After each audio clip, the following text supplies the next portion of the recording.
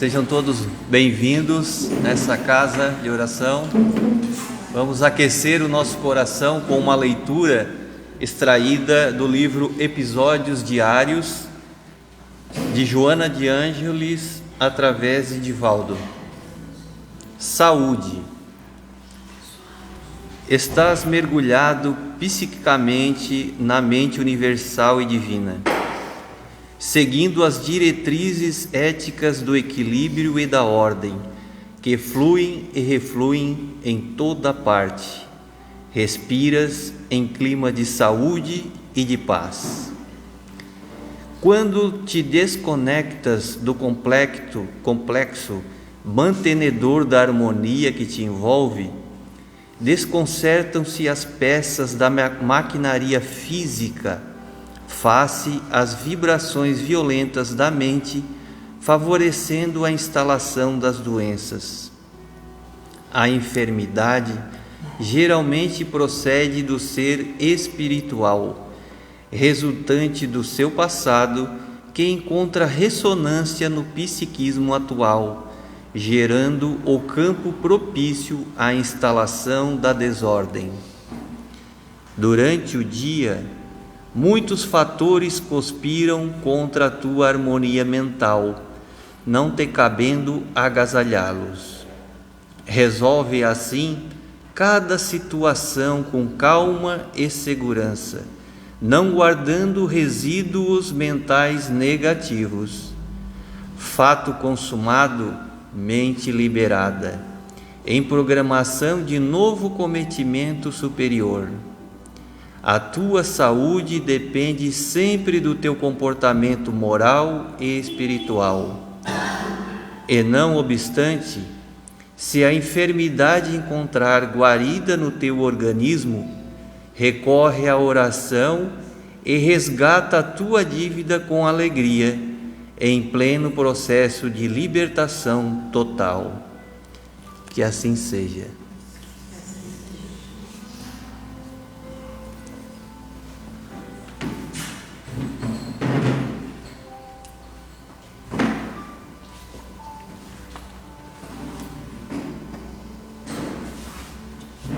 Boa noite a todos. Que a paz, que a luz do Divino Mestre Jesus esteja em todos os corações. Aqueles que estão vindo pela primeira vez à nossa casa, sejam bem-vindos. E recebam todos, encarnados e desencarnados, para que se encontram, o nosso abraço fraterno. Nós vamos, nesse momento, silenciar os nossos pensamentos, fazer silêncio na alma e vamos entrar em sintonia com o alto. Pai de bondade, Senhor, nossas vidas, nós te agradecemos por esse momento, por tudo que nós já vimos até hoje. Nos ajude, amado Mestre Jesus, a que possamos assimilar os teus ensinamentos que nos serão trazidos na noite de hoje, para que possamos tornar melhores a cada dia que passa. Pai nosso, que estás nos céus em toda parte, santificado seja o vosso nome. Venha a nós o vosso reino, seja feita a vossa vontade, assim na terra como nos céus e em todos os mundos habitados. O pão nosso de cada dia nos dai hoje. Perdoai, Senhor, as nossas ofensas, assim como nós perdoamos a quem nos tem ofendido. E não nos deixeis cair em tentação, mas livrai-nos, Senhor, de todos os males, porque teu é o reino, o poder e a glória para todos sempre. Com esta prece, te pedimos a permissão para dar por aberto a exposição doutrinária da noite de hoje. Que assim seja, graças a Deus. Nós temos presente a nossa irmã Genecita, que é responsável pela exposição da noite de hoje. Que Jesus te abençoe de mim.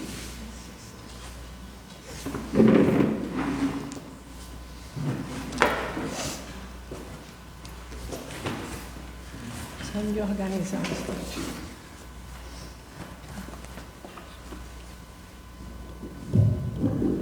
Ótimo. Boa noite a todos. Que a paz do nosso Mestre Jesus esteja com todos nós. Estamos aqui, encarnados ou desencarnados, e que alcance todos que nós deixamos nos nossos lares. Que assim seja. Hoje a nossa exposição não poderia deixar de ser por falar de uma pessoa que foi no mundo encarnado luz para todos nós, e no desencarnado essa luz ainda vibra mais forte. Hoje o tema da nossa fala é o homem que veio da luz. É o nosso amigo Francisco Xavier, ou Chico Xavier. Tá? Vai ser assim quase toda mais lida, porque eu fiz um apanhado, mas é importante que a gente lembre dele, porque quando ele estava aqui, ele foi maravilhoso para o nosso país e para outros países. E agora, desencarnado, ele é muito melhor, porque ele é luz. Então, por isso o título, O Homem que Veio da Luz. Primeiramente, nós vamos ler um pouquinho, assim, comentar. Em 1999, quem lembra, assim, que está mais da minha idade, da revista Cláudia, que era a dona da revista, ficou uma semana em dezembro de 1999 com o Chico para saber as coisas que ele já fez, as coisas que ele faria, como é que ele agia, como é que ele via as pessoas, como é que ele sentia. E ela fez uma reportagem nas páginas amarelas de 6 páginas. Então, assim, muita coisa que a gente não conhecia ou não ouviu falar dele, agora relendo essa revista, e essa revista aqui, A Mística de Chico Xavier, que foi uma edição única, que saiu em 2022, que é um resumo de todas as principais atividades dele, porque não teria livro para relatar tudo, tá? Então, hoje nós vamos relembrar, porque nós sabemos que dia 30, quarta-feira passada, foi aniversário de 20 anos de desencarne dele. E como eu falei, ele é luz. Foi luz aqui e é uma luz muito maior do outro lado. Então, o homem que veio da luz. Em 75 anos de trabalho, ele trouxe a esperança e ensinou a caridade. Os 75 anos dele de trabalho, de mediunidade. Isso em 99. De 99 para 2002 foram apenas 3 anos, no qual ele já estava muito doente. Já não escrevia mais livros, já não dava mais passividade, a não ser que os espíritos exigissem muito para uma mensagem para um ou para outro. Ele consolou milhares de corações aflitos. Era despojado e alheio às tentações da vaidade. Não é? Ele não tinha vaidade, ele era despojado. Tanta vaidade moral, que mesmo ele sabendo que ele contribuía de algumas formas com a humanidade, para com a humanidade, ele era muito humilde. E despojado assim de vestimenta, como se diz, a única coisa que ele não abria a mão era o boné dele. O resto estava tudo ok. Chico Xavier tem sido exemplo vivo de que sempre pregou. Ela fala como no presente, essa parte aqui é da Cláudia, tá? Então, naquela época, quando ela fez a reportagem, ela observou que ele foi o exemplo vivo do que sempre pregou. Ele não foi aquele tipo de homem que fala uma coisa e faz outra, não. Ele pregava exatamente o que ele era, o que é raro, mas ele fazia. Cláudio acompanhou a rotina deste homem simples, considerado um dos grandes líderes deste século. Ele foi líder, um dos líderes do século XX, e iniciou o 21 com a gente, deixando o exemplo de resignação, porque ele já estava muito doente e ele já ainda continuava a fazer alguns trabalhos. Ele ia para a casa espírita levada pelos braços de outras pessoas, né? Mas vai chegar uma hora aqui na nossa exposição de hoje que a gente vai saber um pouquinho da história dele agora no final. O nome de batismo dele foi Francisco de Paula Cândido. Ele nasceu em 22 de abril de 1910, então ele fez parte de 2 séculos, né? Como nós todos estamos fazendo parte, do 20 e do 21. Né? Em 99, Chico estava com 89 anos, ele morreu com 92, todo mundo sabe. É a figura mais importante do espiritismo no Brasil. Olha, que afirmação, é a figura mais importante do espiritismo no Brasil. Por quê? Ele era investido de humildade, de caridade, de bondade, de compreensão, de tolerância. Ele era investido, ele não tinha vício, ele só tinha virtudes. Né? É um dos principais divulgadores da doutrina codificada pelo francês Allan Kardec. Ele foi um dos principais divulgadores aqui no país, no Brasil, desta doutrina. Mesmo ele, daquela forma, porque sempre ele teve uma vida de muita dor, de muito trabalho, de muita luta, de muita resignação, de muita aceitação, porque aos 4 anos, quando ele ficou órfão, ele foi para a casa da madrinha dele, e a madrinha dele batia muito nele, até que o pai dele encontra uma pessoa e casa, e ela assume os filhos do pai do Chico, que estavam um numa casa, outro noutra casa. Daí ali ele começou a ter um pouco de tranquilidade, porém durou pouco. Né? Então, em meados do século XX, com a psicografia, Chico tornou-se popular no mundo inteiro. Olhe bem, ele só tinha a 4ª série primária, ainda reprovou na 4ª série primária, tá? Mas, nos meados do século XX, ele, com a sua psicografia, se tornou popular no mundo inteiro. Olha, gente, por que duvidar da mediunidade? Por que duvidar das forças do alto?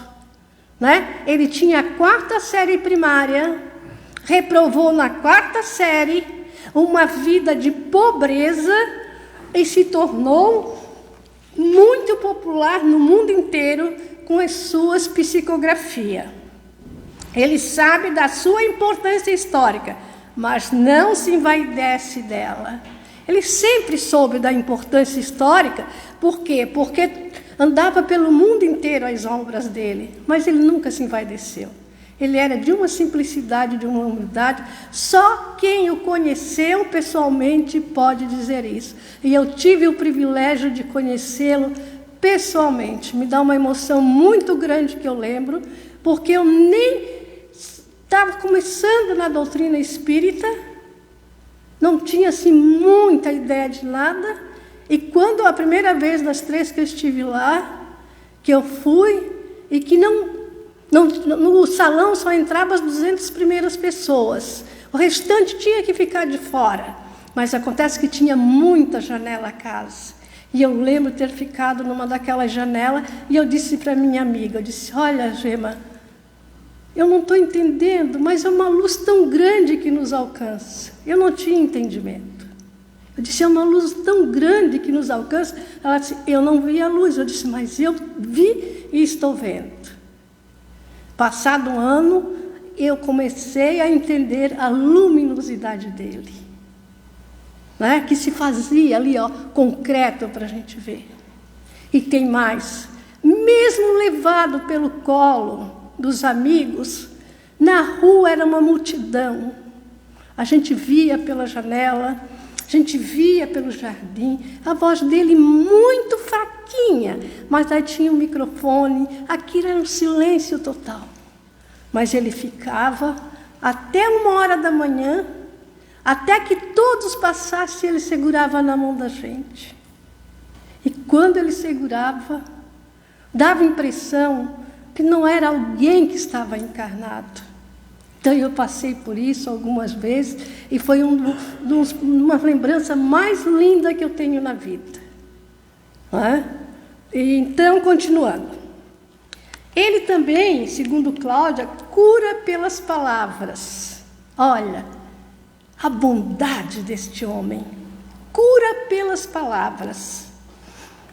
Ele psicografou romances, mensagens do além, lições doutrinárias lidas por admiradores no mundo inteiro, em mais de 15 idiomas. Olhe bem, um menino que reprovou na 4ª série. 15 idiomas.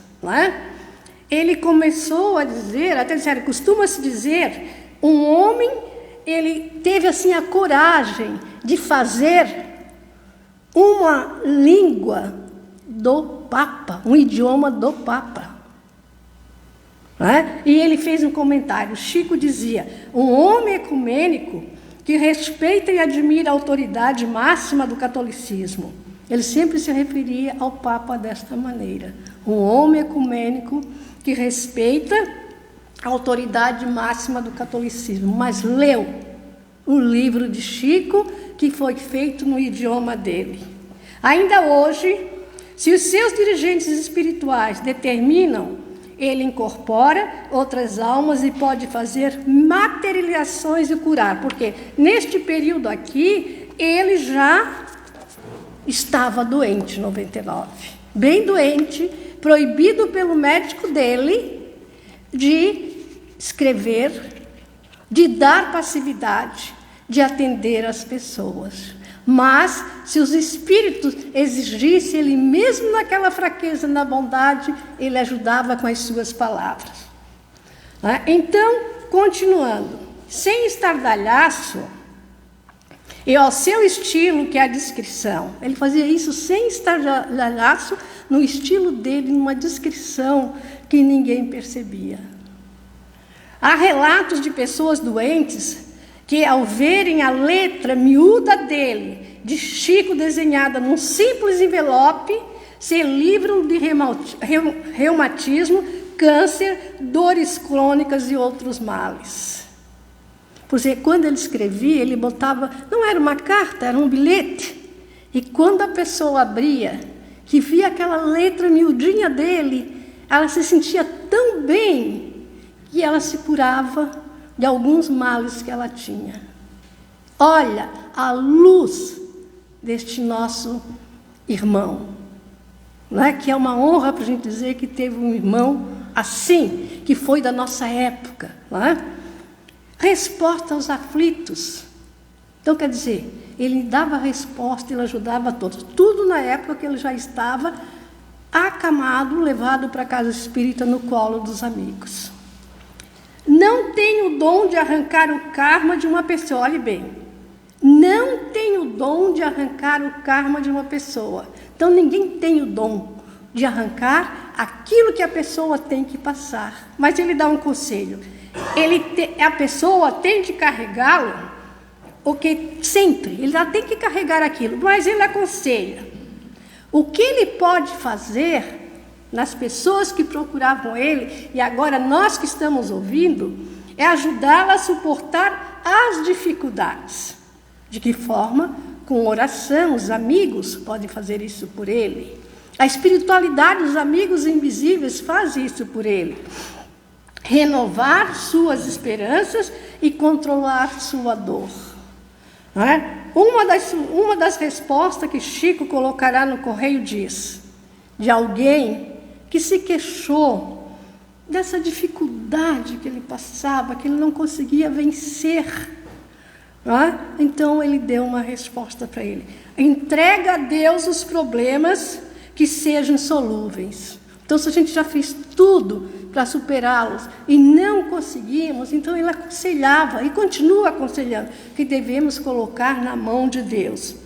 Trabalhar e caminhar adiante, não é ficar a encarnação inteirinha em função daquela dificuldade, em função daquela dor. Já que não conseguimos resolver, colocamos na mão de Deus e sigamos a nossa vida regrada, Assim acharás no próprio coração a presença da paz, e irradiar-se de ti por fonte de amor e luz.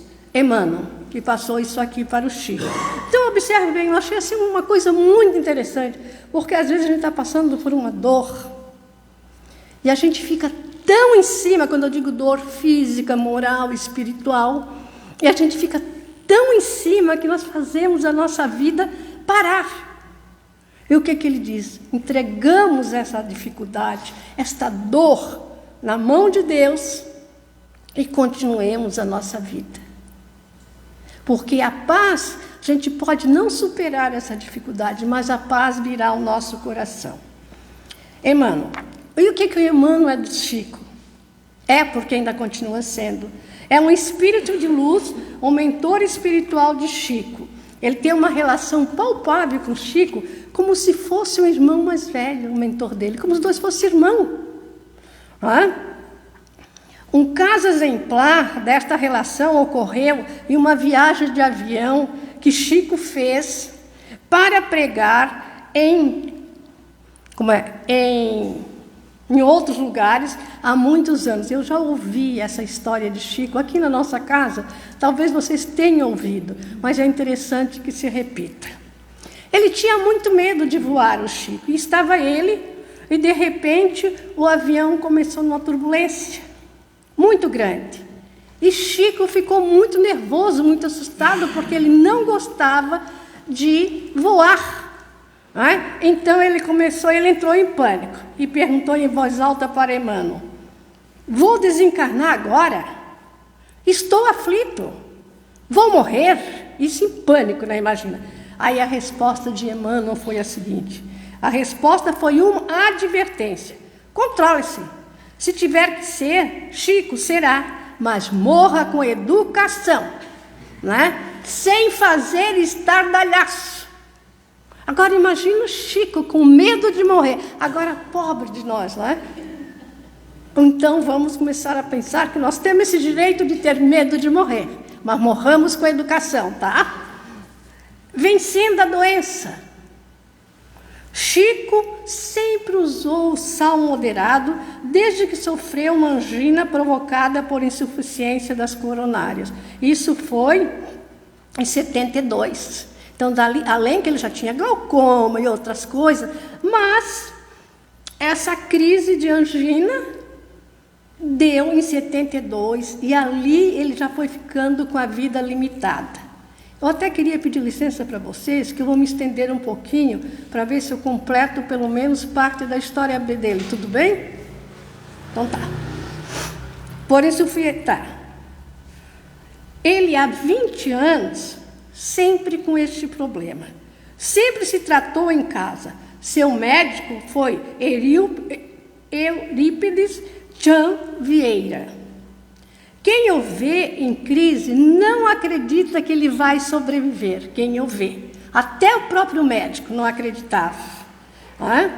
Mas, de repente, a fé do médium era tão grande que seus amigos espirituais o estimulavam a melhorar.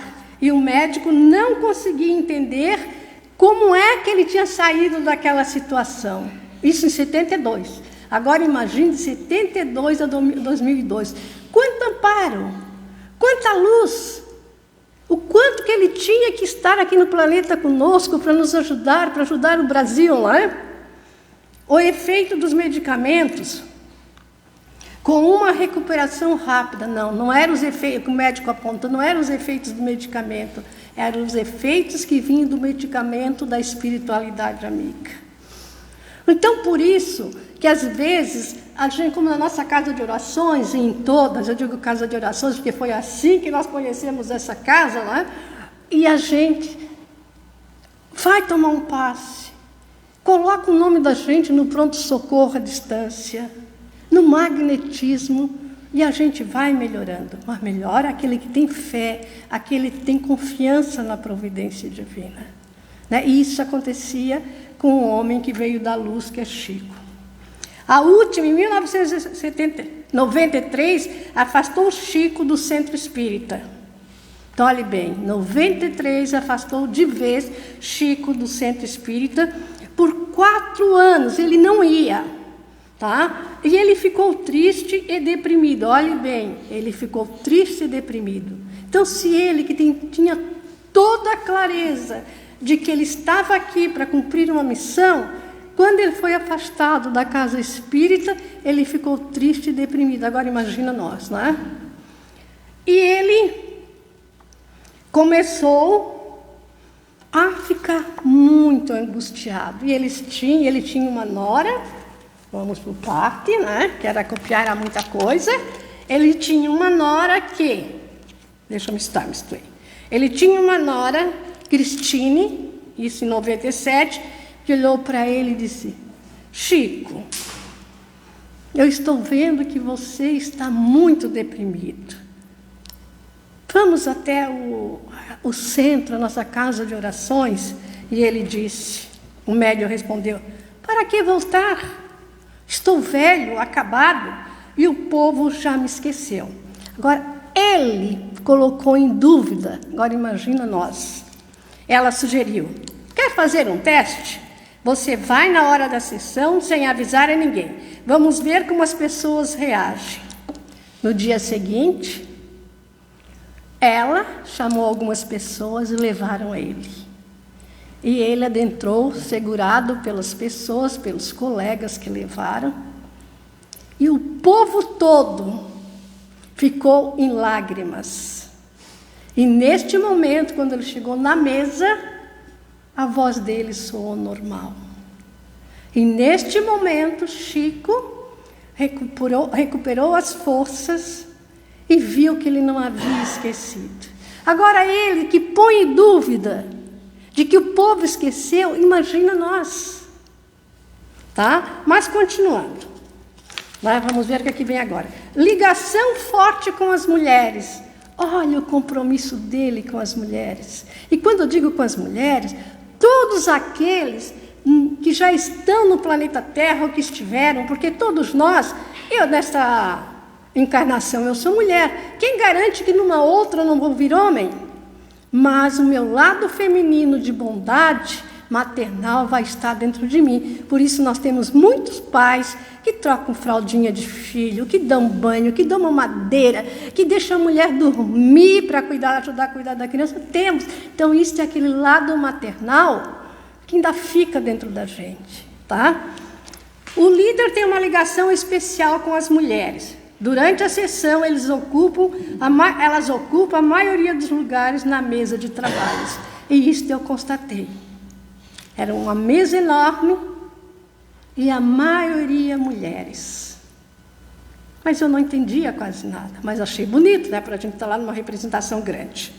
Foram as mulheres, por quê? Foram as mulheres que ajudaram a popularizar a doutrina das comunicações que o médium intermediou junto ao além. 80% era mensagem de filhos mortos para as suas mães desesperadas de saudade. E tinha muita mãe, como tem até hoje.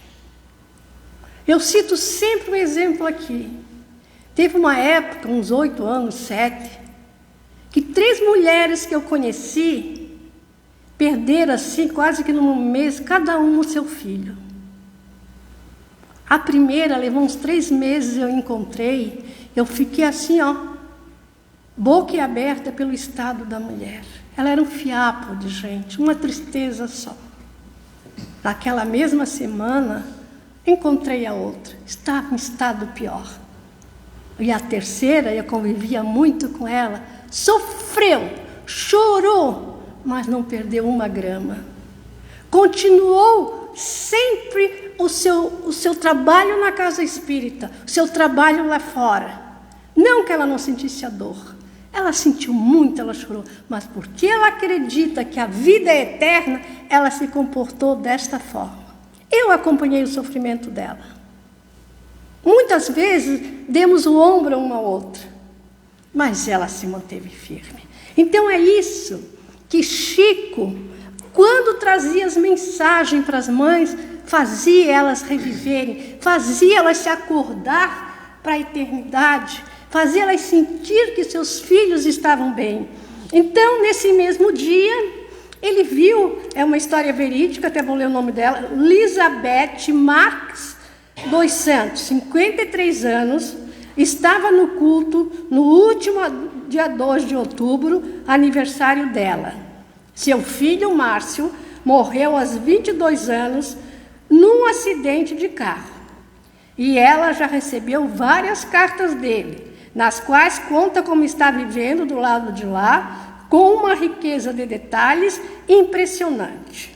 Nenhuma psicografada por Chico, porque ele não tinha autorização médica para psicografar. Então, neste dia, Chico levantou, foi até ela, beijou as mãos de Elizabeth e disse a ela: eu conheço a sua dor.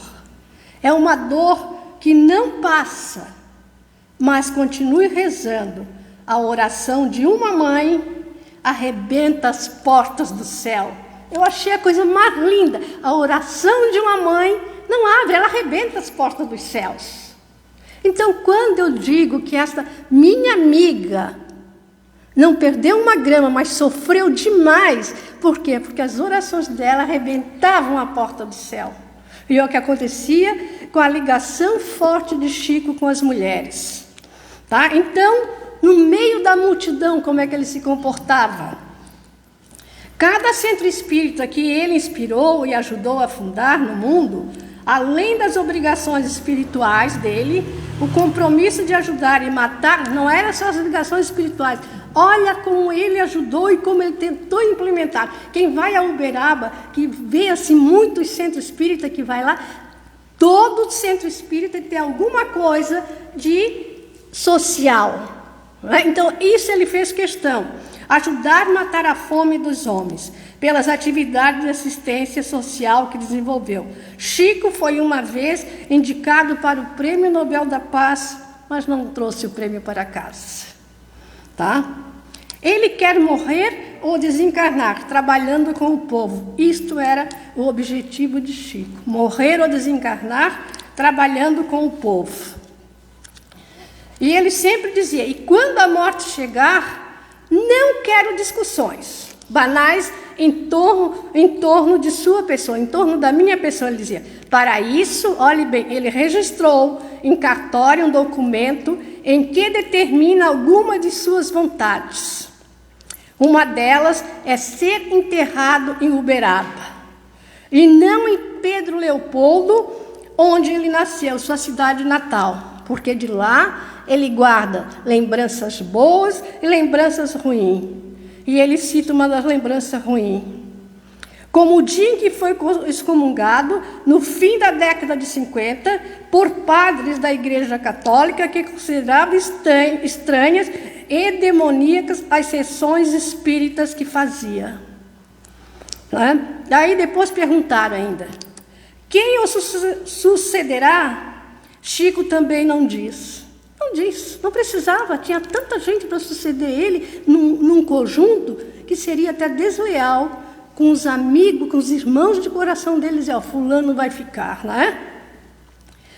Seus esforços são para que os seus seguidores pratiquem as lições de humildade, paz, entrega e entendimento entre os homens. Uma decisão relacionada ao seu desligamento, porém, ele tornou pública, a de não ser doador dos órgãos. Teve muita gente que foi contra ele não ser doador dos órgãos. E aqui ele explica por que ele não foi. Eu gostei. Mas certo, vocês vão gostar. Cada um deve decidir o que fazer com o seu corpo, avisou ele. Há um ano, o cidadão Francisco Cândido Xavier tirou um novo documento de identidade, em 98, para registrar nele, conforme exige a lei, sua opção pela categoria, não doador de órgãos e tecidos. Sua justificativa, olha que interessante.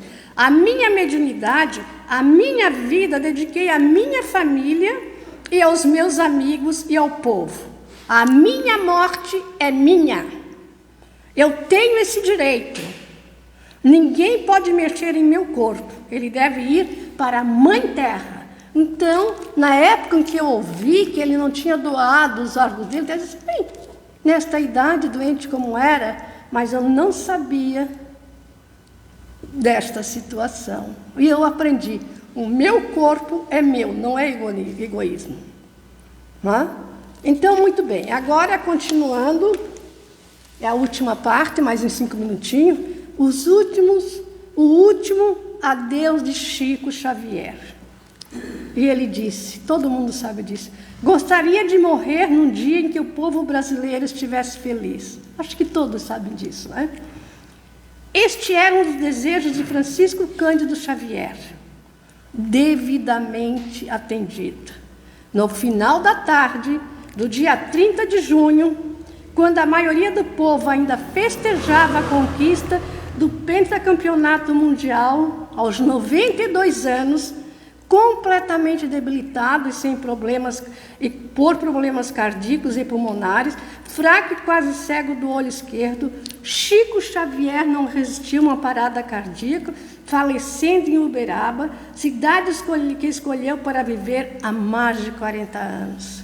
E olhe bem, segundo o médico da família, ele levantou, ele almoçou, depois do almoço ele gostava de uma xícara de café bem quente, preto, tomou o café e foi tirar a cesta dele.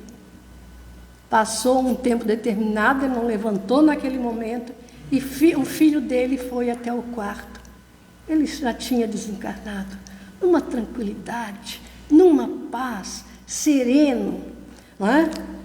O velório foi realizado durante 2 dias no centro espírita da Casa da Prece, que é aquela que fica do lado daquela casa onde tem aquele asilo, onde recebe crianças e recebe por dias os andarilhos. Casa da Prece em Uberaba, Minas Gerais, onde Chico passou a maior parte de sua vida atendendo as pessoas. Cerca de 200.000 pessoas de diferentes partes do país, entre personalidades e anônimos, foram dar o último adeus ao médium. O sepultamento realizado no cemitério São João Batista, em Uberaba, não contou com pompa. Foi acompanhado apenas por um carro do Corpo de Bombeiros, num curto trajeto de 5 quilômetros. Dia 8 de julho, Chico completaria 75 anos de mediunidade. Um mês depois, ele completaria 75 anos de mediunidade.